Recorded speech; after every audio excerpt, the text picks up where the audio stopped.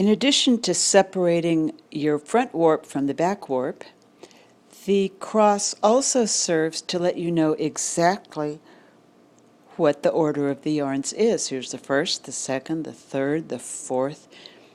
And so let's make some heddles. The first warp thread from the back of the loom is brought forward by my shed stick, and I'm going to take my Heddle yarn, which is a slippery cotton yarn. Some yarns tend to grab side to side and don't make such a good Heddle yarn. So I've collected that back yarn, and I bring my Heddle string forward over the rod, through the yarn that was coming from behind the warp. Let's see if I can make that half hitch where you see that. So it came from back, over the top,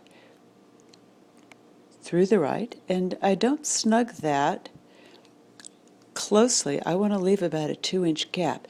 Now, before I go and collect the second back warp thread, I want to come across the bar again and make a second half hitch. Here's the picture of that. Slide those together. Let's see if I can get about a 2-inch heddle. That'll give me a nice open shed for my front warp, and the second half hitch will snug that up pretty well. And now I go back to my back warp and I find the second yarn that I need to work with. Go behind it.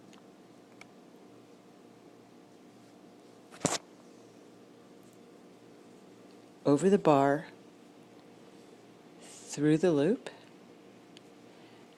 over the bar and to the middle, through the loop again to make that second half hitch. Now I want to make sure the length of this heddle is the same as the first one before I snug up the half hitches.